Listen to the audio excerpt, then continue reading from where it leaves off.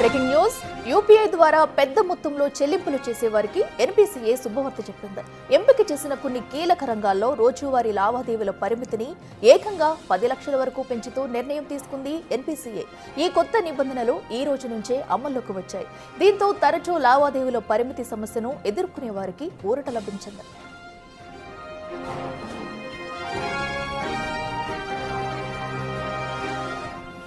ఇంతకుముందు పెద్ద మొత్తంలో బీమా ప్రీమియంలు, పెట్టుబడులు, ఇతర ఖర్చులు చెల్లించాలంటే డివైడ్ చేసి చెల్లింపులు జరపాల్సి వచ్చేది, లేదా చెక్కులు, బ్యాంకు ట్రాన్సాక్షన్ల వంటి పాత పద్ధతులను ఆశ్రయించాల్సి వచ్చేది.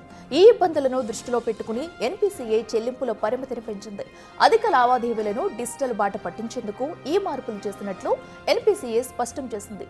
అయితే ఈ పెంచిన పరిమితులు కేవలం వ్యక్తుల నుంచి వ్యాపారులకు చేసే చెల్లింపులకు మాత్రమే వర్తిస్తాయని క్లారిటీ ఇచ్చింది ఎన్పీసీఏ.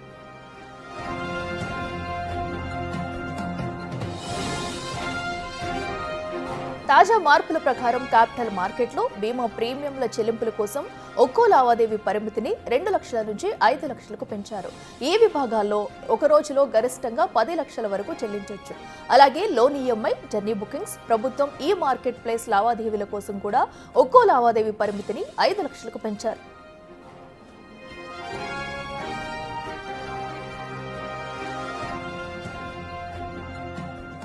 ఇక క్రెడిట్ కార్డు బిల్లుల చెల్లింపులకు ఒక్కో లావాదేవీకి 5 లక్షల వరకు అవకాశం కల్పించగా రోజువారీ పరిమితిని 6 లక్షలుగా నిర్ణయించారు.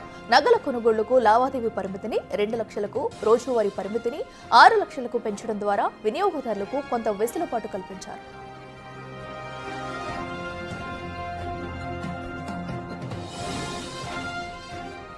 అయితే పర్సన్ టు పర్సన్ రోజువారీ లావాదేవీల పరిమితిలో ఎలాంటి మార్పు చేయలేదని, అది యథాతథంగా లక్ష్యంగానే కొనసాగుతుందని ఎన్పీసీఏ స్పష్టం చేసింది.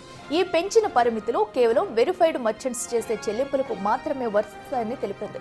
ఇది లావాదేవీల భద్రతను మరింత పెంచుతుందని నిపుణులు చెబుతున్నారు. ఈ నిర్ణయాన్ని ఫిన్టెక్ సంస్థలు, పారిశ్రామిక వర్గాలు స్వాగతించాయి. వినియోగదారులు ఎలాంటి అదనపు ప్రక్రియ పూర్తి చేయాల్సిన అవసరం లేకుండానే ఈ కొత్త పరిమితులు ఆటోమేటిక్గా వర్తిస్తాయని ఎన్పీసీఏ తెలిపింది.